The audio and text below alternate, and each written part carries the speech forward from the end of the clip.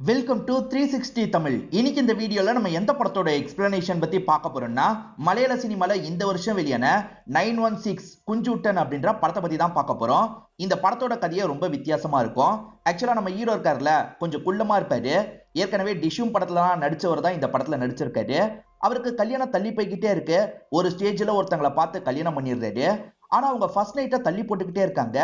எதனால ஃபர்ஸ்ட் நைட்டை தள்ளி போட்டுக்கிட்டே இருக்கான்ற மாதிரி இவர் யோசிக்கிறாரு. இதுக்கு பின்னாடி இருக்க காரணத்தை கண்டுபிடிச்சாரா, இதுக்கப்புறம் இவரோட லைஃப்ல என்ன மாதிரியான விஷயம்லாம் நடந்ததுன்னு சொல்றது தான் இந்த படத்தோட கதையா இருக்கும். கண்டிப்பா உங்க எல்லாருக்குமே பிடிக்கும் நம்புறேன். எக்ஸ்பிளனேஷனுக்குள்ள போறதுக்கு முன்னாடி வீடியோக்கு ஒரு லைக் போடுங்க. அது மூலியமா இந்த வீடியோ இன்னும் நிறைய பேர்கிட்ட கொண்டு போய் சேர்க்கப்படும். மேற்கொண்டு டைம் வேஸ்ட் பண்ணாம நம்ம நேரடியா எக்ஸ்பிளனேஷனுக்குள்ள போயிடலாம். ஸ்டார்டிங்கே ஒரு அப்பா பொண்ணை காட்டுறாங்க. படகுல தான் வந்துட்டு இருக்காங்க. ஓரமா ஒருத்தர் விழுந்து கிடக்கிறத இவங்க ரெண்டு பேருமே கவனிக்கிறாங்க. என்ன இங்க ஒருத்தர் விழுந்து கிடக்கிறாரு அப்படின்ற மாதிரி இந்த அப்பா பக்கத்துல போய் பாக்குறாரு. அப்பதான் அவர் குண்டடிப்பட்டிருக்கிறது இவருக்கு தெரிய வருது. ஹெல்ப் பண்ணலாம் அப்படின்ற மாதிரி அப்பா இருக்காருல, இவரோட வீட்டுக்கு தூக்கிட்டு வந்துடுறாரு. ஃபர்ஸ்ட் எய்ட்லாம் பண்ணி அவரை படுக்க வச்சிருக்காரு. இந்த அப்பாவால பேச முடியாது. ஆக்சுவலா இந்த அப்பா வாய் அசைக்கிறாரு. பொண்ணு அதுக்கான விஷயத்தெல்லாம் சொல்லிட்டு இருக்காங்க. அது என்னன்னா, அப்பா வேலை விஷயமா வெளியே போறாரு. நீங்க உடம்ப பாத்துக்கோங்க, ஏதாவது வேணும்னா என்னோட பொண்ணு கிட்ட கேளுங்கன்ற மாதிரி தான் செய்க பண்றாரு. இதை படுத்திருக்க இந்த நபருமே புரிஞ்சுக்கிறாரு. இப்ப கொஞ்ச நேரத்துல அப்பாவும் வேலைக்காக கிளம்பிடுறாரு. இந்த பொண்ணு வீட்டுல உட்காந்து டிராயிங் வரைஞ்சிட்டு இருக்கா. என்னம்மா நீ ஸ்கூலுக்கு போலியான்ற மாதிரி இந்த நபர் கேட்கிறாரு. எனக்கு ஜுரம் இருக்கு அங்கிள், ஜுரத்தோட ஸ்கூலுக்கு போனா மத்தவங்களுக்கு ஜுரம் வந்துரும்ல, அதுக்காக தான் லீவ் போட்டுட்டேன் அப்படின்ற மாதிரிலாம் இந்த பொண்ணு சிரிச்சுக்கிட்டே சொல்றா. பரவாயில்லையே, ரொம்ப தெளிவா இருக்கியன்ற மாதிரி இவர் சொல்றாரு. காட்டு நான் பாக்குறேன்ற மாதிரி இந்த பொண்ணு வரைஞ்ச டிராயிங் எல்லாம் ஒவ்வொன்னா பார்த்துட்டு இருக்காரு. அங்கிள் உங்களை பத்தி சொல்லுங்க, உங்களுக்கு எப்படி இந்த காயம் ஏற்பட்டது அப்படின்ற மாதிரி அந்த பொண்ணு கேட்கிறா. இவருமே இவரை பத்தி கொஞ்சம் கொஞ்சமா சொல்ல ஆரம்பிக்கிறாரு. ஒரு கதையை தேடி போனோமா, அப்பதான் இப்படி ஆயிடுச்சுன்ற மாதிரி சொல்றாரு. இது கதையை தேடி போனீங்களா, அது என்ன கதை அங்கிள், என்கிட்ட ஷேர் பண்ணுங்க அப்படின்ற மாதிரிலாம் இந்த பொண்ணு கேட்கிறா. சரிம்மா உன்கிட்ட சொல்றேன்ற மாதிரி இவருமே சொல்ல ஆரம்பிக்கிறாரு. 916 குஞ்சுட்டன் அப்படின்ற ஒருத்தனோட ஸ்டோரி தான் அப்படின்ற மாதிரி சொல்றாரு. குஞ்சுட்டன்னா சின்னவன் அர்த்தம். ஒரு சின்ன பையனோட ஸ்டோரியான்ற மாதிரி இந்த பொண்ணு கேட்கிறா. இல்லம்மா அவன் பார்க்க சின்னவனா இருப்பான், ஆனா இது சின்னவனை பத்தின கதை இல்லைன்ற மாதிரி சொல்றாரு. அந்த சின்னவனை பொறுத்த வரைக்கும் முக்கியமா வேண்டியவங்க நிறைய பேர் இருக்காங்க, அவங்க சம்பந்தப்பட்ட கதைன்ற மாதிரிலாம் சொல்றாரு. எதனால முன்னாடி 916 அப்படின்ற மாதிரி இந்த பொண்ணு கேட்கிறா. அதுவாமா சுத்தமான கோல்டன் 916 சொல்லுவாங்கல்ல, அந்த மாதிரி அவன் சுத்தமானவன்ற மாதிரி எல்லாருமே சொல்லுவாங்க, அதனால தான் அப்படின்னு சொல்றாரு. இங்கதான் படத்தோட டைட்டில போடுறாங்க. இவர் தான் நம்ம ஹீரோவோட அப்பாவா இருப்பாரு. ஹீரோவோட உண்மையான பேரு சித்தார்த், ஆனா எல்லாருமே குஞ்சுட்டன் அப்படின்ற மாதிரி தான் சொல்லுவாங்க. ஹீரோவை பொறுத்த வரைக்கும் ஒரு அண்ணன் இருக்காரு. அண்ணனுக்கு கல்யாணம் ஆகி ஒய்ஃப் இருக்காங்க. அதே மாதிரி 2 பசங்க இருக்காங்க. இந்த அண்ணன் இருக்காரு பாத்தீங்களா, பசங்களை ஸ்கூல்ல விடுறதுக்காக கிளம்பிட்டு இருக்காரு. அப்பதான் ஹீரோவோட அசிஸ்டன்ட்ட பாக்குறாரு. இப்ப செய்கையிலேயே எனக்கு வரும்போது சரக்கு வாங்கிட்டு வான்னு சிக்னல் கொடுக்குறாரு. ஆனா அந்த அசிஸ்டன்ட் இருக்காருல, என்ன சரக்கு வேணுமான்ற மாதிரி கேட்டுறாரு. இதை ஒய்ஃப் கவனிச்சிடுறாங்க, அதே மாதிரி அப்பா கவனிச்சிடுறாரு. இப்ப சரக்கு ரொம்ப முக்கியமான்ற மாதிரிலாம் இவரை திட்டிட்டு இருக்காங்க. இதை பார்த்துலாம் ஹீரோ சிரிக்கிறாரு. இவர் தான் ஹீரோவா இருப்பாரு. நம்ம ஹீரோவோட அப்பா ஒரு டைம் டீச்சரா இருந்திருப்பாரு. இப்போதைக்கு ஒரு ஹோட்டல் தான் ரன் பண்ணிட்டு இருக்காரு. இந்த ஹோட்டல்ல மாஸ்டரா இருக்க நபர் இருக்காருல, ஓனர் வந்தோடனே லீவ் கேட்கணும் அப்படின்ற மாதிரிலாம் சொல்லிட்டு இருக்காரு. இப்ப ஓனர் ஆனா அப்பா வந்துடுறாருல, இவனுமே என்னோட அம்மா முடியாம இருக்காங்க, நான் ஊருக்கு போனோம், காசு தாங்கன்ற மாதிரி கேட்டுட்டு இருக்கான். எத்தனை வாட்டரா இதே சாக்க சொல்லுவ, பொய் சொல்லாத அப்படின்ற மாதிரி இவருமே அந்த நபர்கிட்ட பேசிட்டு இருக்காரு.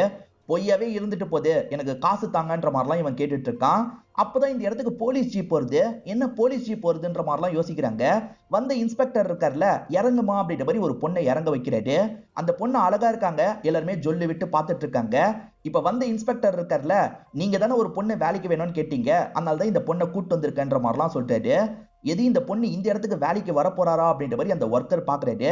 ஒர்க்கர் போனோன்ற மாதிரி சொன்னார்ல, அதனால ஓனர் காசு தராரு. முதலாளி நான் ஊருக்கு போற பிளானை கேன்சல் பண்ணிட்டேன், வந்திருக்கவங்களுக்கு யாரு வேலையெல்லாம் சொல்லி தருவா, நான் வேலையெல்லாம் சொல்லி தரேன்ற மாதிரி இந்த பொண்ணை பார்த்து வலிஞ்சிட்டு இருக்காரு. நீ உள்ளவா, எல்லா வேலையும் உனக்கு சொல்லி தரேன்ற மாதிரி வேகமா கூட்டு போயிடுறாரு. இப்ப போட்ல ஒரு பொண்ணு வந்துட்டு இருக்கிறத நமக்கு காட்டுறாங்க. இந்த பொண்ணை ஹீரோ லவ் பண்ணிட்டு இருக்காரு போல. இந்த பொண்ணை பாக்குறதுக்காகவே இந்த இடத்துல வந்து வெயிட் பண்ணுவாரு. இந்த பொண்ணை பார்த்து லைட்டா ஸ்மைல் பண்ணிட்டு இருக்காரு. அந்த பொண்ணு சாதாரணமா ஸ்மைல் பண்ணிட்டு பஸ் ஏறி இங்க இருந்து கிளம்புறாங்க. இந்த பொண்ணை பார்த்து முடிச்சவர் நேரா அப்பாவோட கடைக்கு வந்துடுறாரு. அப்பதான் புதுசா ஒருத்தங்க வேலைக்கு சேர்ந்திருக்கிறது இவருக்கு தெரிய வருது.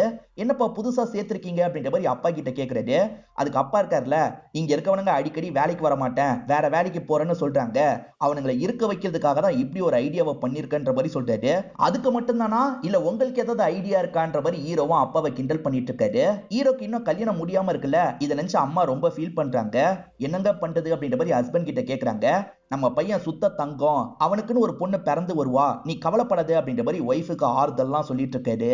இந்த ஊர்ல ப்ரொஃபஸரா ஒருத்தர் இருந்திருப்பாரு, அவர் கொஞ்சம் உடம்பு முடியாம இருக்காரு போல, அவரோட ஆபரேஷனுக்கு லட்சக்கணக்கில் செலவாகும்ன்ற மாதிரி பேசிக்கிறாங்க. இதெல்லாம் கவனிச்சிட்டு இருக்க ஹீரோ இருக்காருல்ல, நான் வேணா அந்த காசை தரேன்ற மாதிரி சொல்லிட்டாரு. டே அமௌண்ட் பெருசா இருக்கேன்ற மாதிரி அப்பா கேட்கிறாரு. பரவாயில்லப்பா நான் மேனேஜ் பண்ணிப்பேன் அப்படின்ற மாதிரி ஹீரோவும் இந்த இடத்துல சொல்லிட்டாரு. ஹீரோக்கு ஒரு அண்ணன் இருக்கிறதா சொன்ன பாத்தீங்களா, அவர் மேட்ரிமோனி ப்ரொஃபைல செக் பண்ணிக்கிட்டே இருப்பாரு. அம்மா தம்பிக்கு ஒரு ப்ரொஃபைல இருந்து ரெக்வஸ்ட் வந்திருக்கு, பொண்ணு அழகா தான் இருக்கா, பேசி முடிச்சிடலாமா அப்படின்ற மாதிரிலாம் கேட்கிறாரு. சரிடா பேசி பாப்போம், இந்த கல்யாணத்தை மட்டும் எப்படியாவது நல்லபடியா நடத்தி தந்திருப்பா அப்படின்ற மாதிரி இவங்க கடவுள் கிட்ட எல்லாம் வேண்டிட்டு இருக்காங்க. இப்ப கௌதம்னு ஒருத்தரை காட்டுறாங்க. இந்த கௌதமும் வேற ஒருத்தரும் சேர்ந்த மாதிரி ஒருத்தரை டார்ச்சர் பண்ணிட்டு இருக்காங்க. என்ன விட்டுருங்க விட்டுருங்கன்ற மாதிரிலாம் அந்த நபர் கேட்டுட்டு இருக்காரு. ஆக்சுவலா அவர் மிஷின் வாங்கி தரதுக்காக 3 கோடி ரூபாய் வாங்கியிருப்பாரு. வாங்கி தரேன் ஏமாத்திட்டு இருக்காரு. அதனால தான் இவங்க 2 பேருமே சேர்ந்த மாதிரி டார்ச்சர் பண்ணிட்டு இருக்காங்க. உன் பேர்ல 2 இடம் வச்சிருக்கல, அதை எழுதி தந்தா சரியா போயிடும், ஒழுங்கு மரியாதையே இல்ல கையெழுத்து போடுன்ற மாதிரிலாம் கேக்குறாங்க. நான் வாங்கின அமௌண்ட்டை விட இது விலை ஜாஸ்தி அப்படின்ற மாதிரி இவர் சொல்றாரு. வட்டி கிட்டிலாம் இருக்குல்ல, ஒழுங்கா சைனை போடுன்ற மாதிரி சொல்றாங்க. வேற வழி இல்லாம இவனுமே சைன் எல்லாம் போட்டுறான். ஹீரோவோட அண்ணன் இருக்காரு பாத்தீங்களா, அந்த பொண்ணோட ப்ரொஃபைல இவருக்கு அனுப்பி வச்சிருக்காரு. இவர் அந்த பொண்ணோட போட்டோவை பார்த்துட்டு இருக்காரு. அப்ப அசிஸ்டன்ட் ஒருத்தங்க சைன் வாங்குறது இந்த இடத்துக்கு வந்திருப்பாங்க. சார் என்ன சார் பொண்ணு ரொம்ப அழகா இருக்கான்ற மாதிரி ஐஸ் வைக்கிற மாதிரிலாம் பேசிட்டு இருக்காங்க. இப்ப எதுக்காக ஓவரா ஐஸ் வச்சிட்டு இருக்க, சம்பளத்தை ஏத்துவன்னு பாக்குறியா, அதெல்லாம் ஏத்த முடியாது கிளம்புன்ற மாதிரி சொல்லிட்டாரு. இவங்க போகும்போது தான் அந்த 2 பேர் வராங்க. அதாவது ஒருத்தனை டார்ச்சர் பண்ணாங்கல்ல, அவங்க 2 பேர் வராங்க. அவங்களுமே வேலை முடிஞ்சிருச்சு, 3 கோடி ரூபாயை வாங்க முடியல, அதுக்கு பதிலா இடத்தை எழுதி வாங்கியாச்சு அப்படின்ற மாதிரிலாம் கௌதம் சொல்றாரு. அதாவது கௌதம பொறுத்த வரைக்கும் ஹீரோவோட ரைட் ஹேண்ட் மாதிரி, ஏதாவது வேலை முடிக்கணும்னா கௌதம வச்சுதான் முடிப்பார் போல. கௌதமும் உன்னோட அண்ணன் பொண்ணை பத்தி சொன்னாருன்ற மாதிரி சொல்லிட்டாரு. இதுதான் பொண்ணுன்ற மாதிரி ஹீரோவும் திருப்பி போட்டோவை காட்டுறாரு. கௌதம் இருக்கார்ல, சீக்கிரமா பேசி முடிச்சிருங்கன்னு சொல்லிட்டாரு. எனக்கு ஓகே தான், அந்த பொண்ணு ஓகே சொல்லணும்ல அப்படின்ற மாதிரிலாம் ஹீரோ யோசிக்கிறாரு. ஹீரோக்கு அசிஸ்டன்ட் மாதிரி 2 பேர் கூடியே இருப்பாங்க.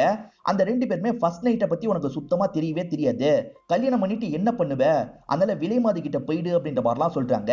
இவர் வேணான்னு சொல்றாரு. ஆனா வற்புறுத்தி விலைமாது வீட்டுக்கு கூட்டு வந்துடுறாங்க. அந்த விலைமாதுவும் இவர் கூட சேர்ந்த மாதிரி ட்ரிங்க்லாம் பண்ணிட்டு இருக்காங்க.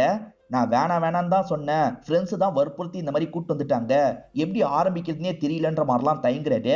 அதெல்லாம் நான் பாத்துக்கிறேன், நீ கவலைப்படாதன்ற மாதிரி இவங்க சொல்றாங்க. ஒரு ஸ்டேஜ்ல இவங்க ஆரம்பிக்கலாம் நினைக்கிறாங்க. அப்பன்னு பார்த்து போலீஸுங்க ரைடுக்காக இந்த இடத்துக்கு வந்துடுறாங்க போல. சீக்கிரம் கதவை தர அப்படின்ற மாதிரிலாம் தட்டிட்டு இருக்காங்க. கதவை திறக்கிறதுக்கு இவ்வளவு நேரமா அப்படின்ற மாதிரி வேகமா உள்ள புது செக்லாம் பண்ண ஆரம்பிக்கிறாங்க. அப்படி செக் பண்ணும்போது குழந்தை மட்டும் அழுதுட்டு இருக்கு. என் குழந்தை தூங்குற நேரம் சார், டிஸ்டர்ப் பண்ணாதீங்கன்ற மாதிரிலாம் அந்த லேடி சொல்றாங்க. இதனால இன்ஸ்பெக்டர் எல்லாரையும் போக சொல்லிட்டாரு. எல்லாரும் போனதுக்கு அப்புறம் இன்ஸ்பெக்டர் இந்த லேடி கிட்ட பேசுறாரு.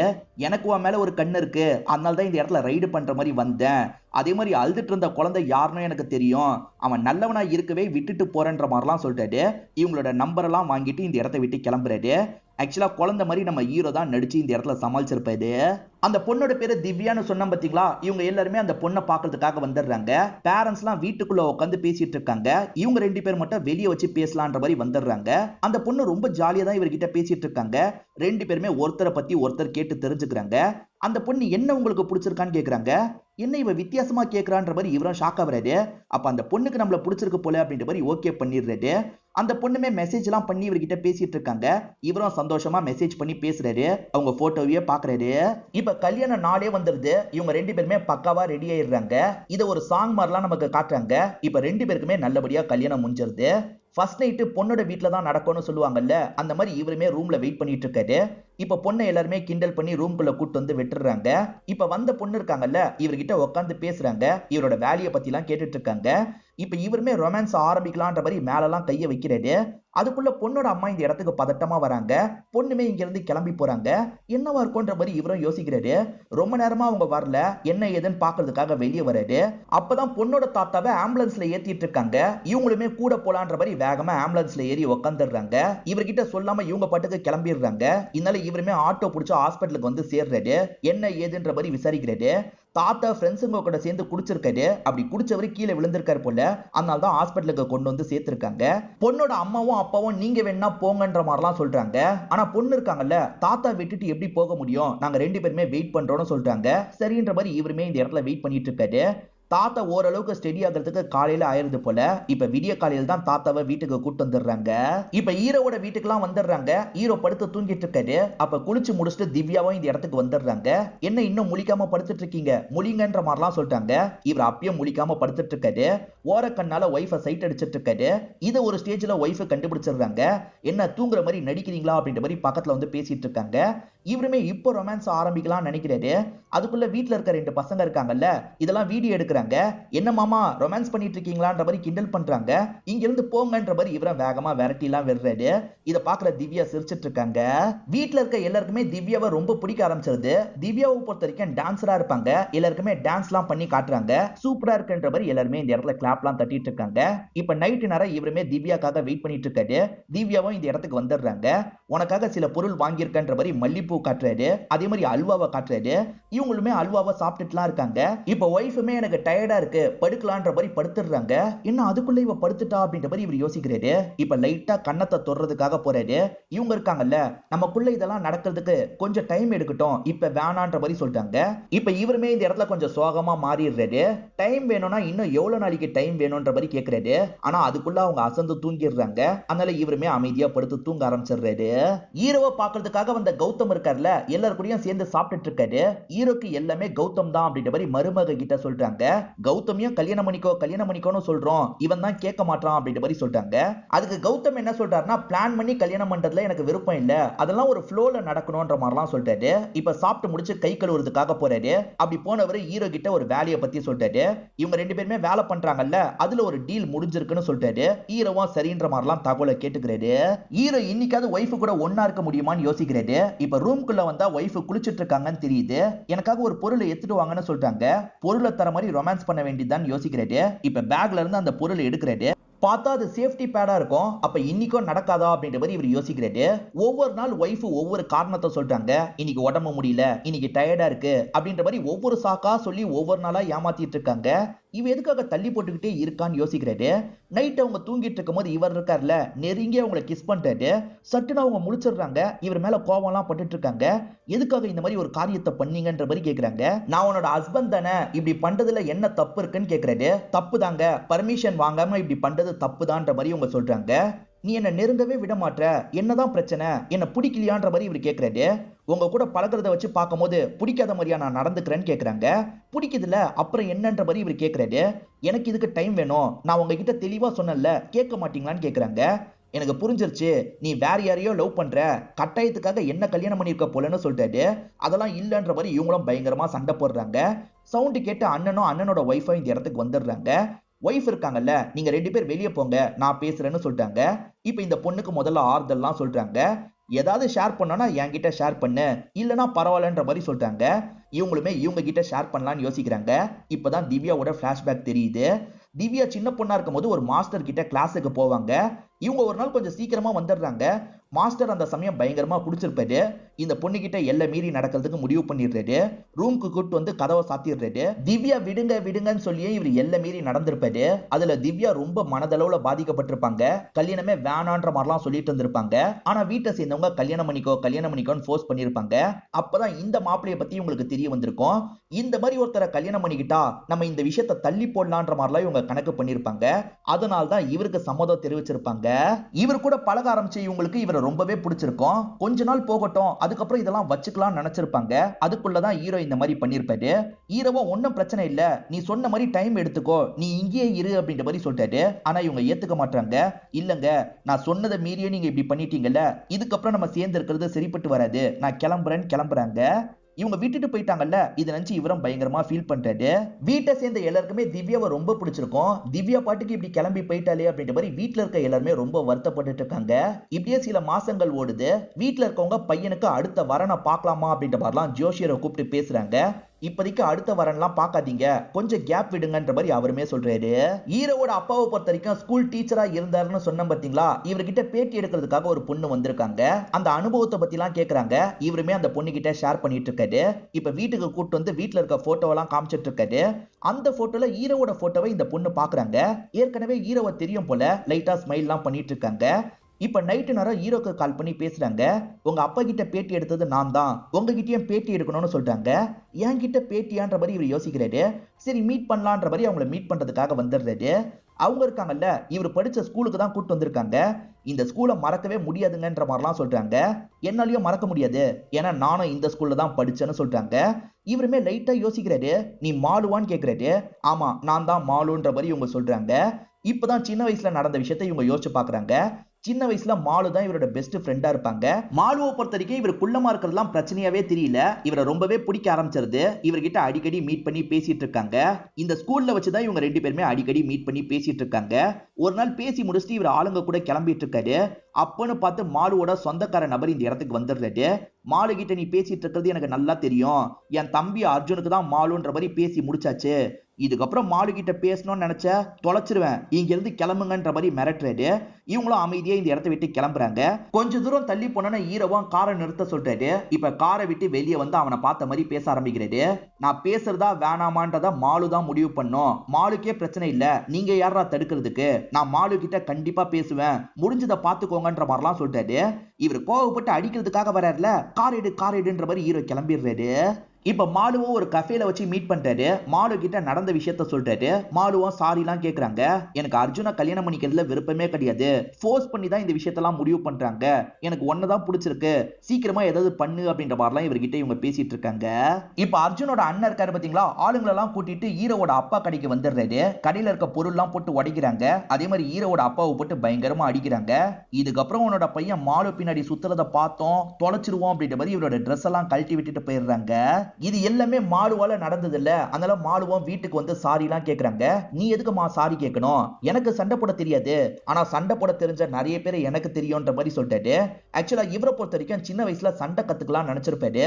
அந்த டைம் ஒரு மாஸ்டர் தான் எல்லாருக்குமே சண்டை எல்லாம் சொல்லி தருவாரு. அந்த மாஸ்டர் இப்ப உயிரோட இல்ல, ஆனா அந்த மாஸ்டரோட வாரிசுங்க இருக்காங்க, நான் சொன்னா வருவாங்கன்ற மாதிரிலாம் சொல்லிட்டாரு. அவங்க கிட்ட பேசி வர வச்சிடலான்ற மாதிரிலாம் யோசிக்கிறாங்க. இப்ப பாக்குறதுக்காக எல்லாருமே அந்த இடத்துக்கு வராங்க.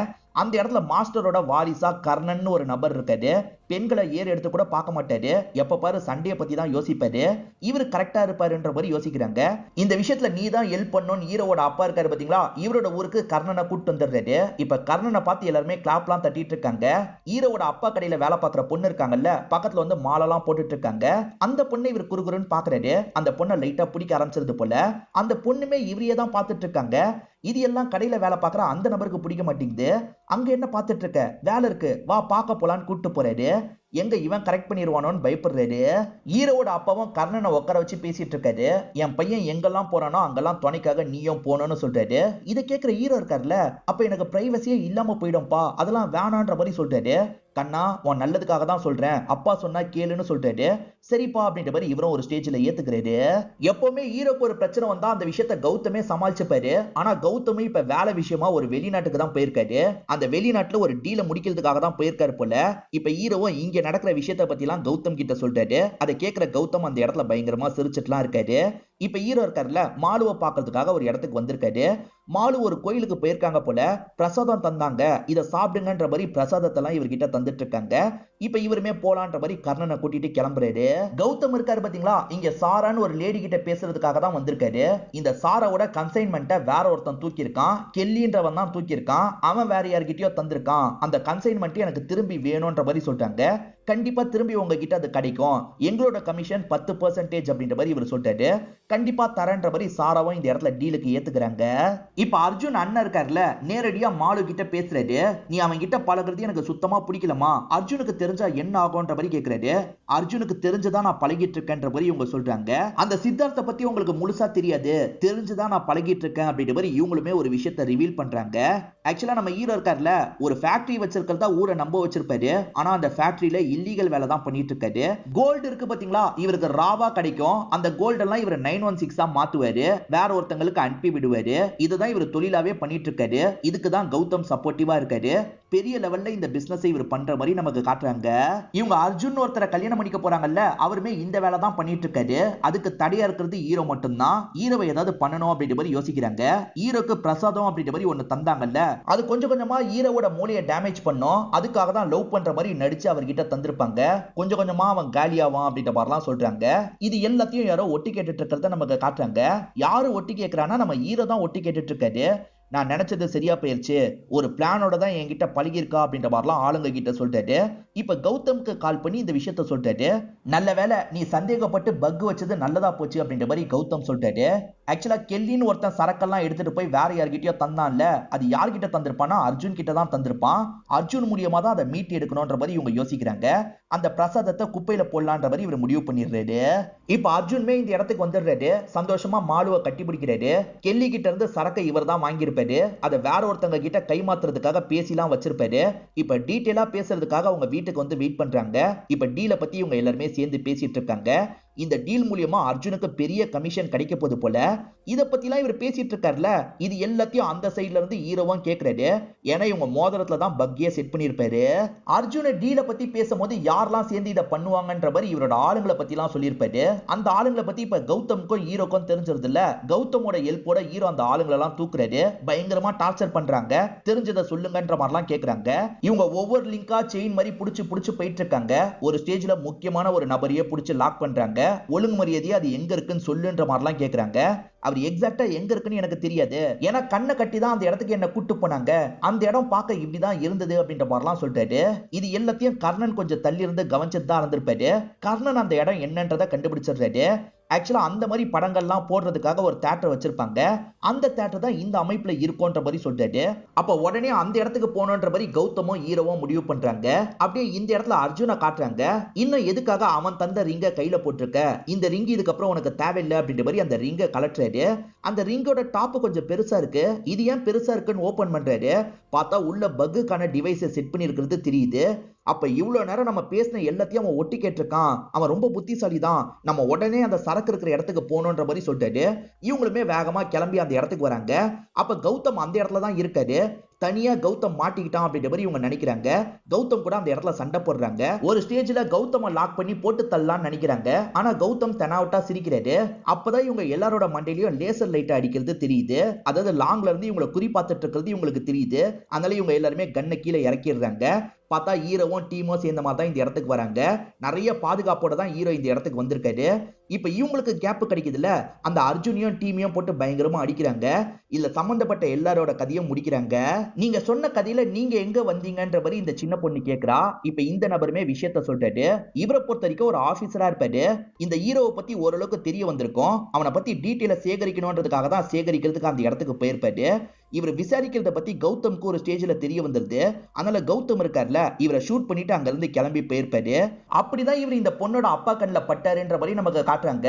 கௌதம் இருக்கார்ல, சாராவை பாக்குறதுக்காக ஏர்போர்ட்டுக்கு வந்திருக்காரு. அவங்க சொன்ன மாதிரியே டீல முடிச்சிட்டார்ல, அவங்க கிட்ட பொருளை தந்துடுறாரு. அவங்களுமே அதுக்கான கமிஷன் அனுப்பி வச்சிடுறாங்க. இப்ப அவங்களோட பொருள் எடுத்துட்டு இங்க இருந்து கிளம்பிடுறாங்க.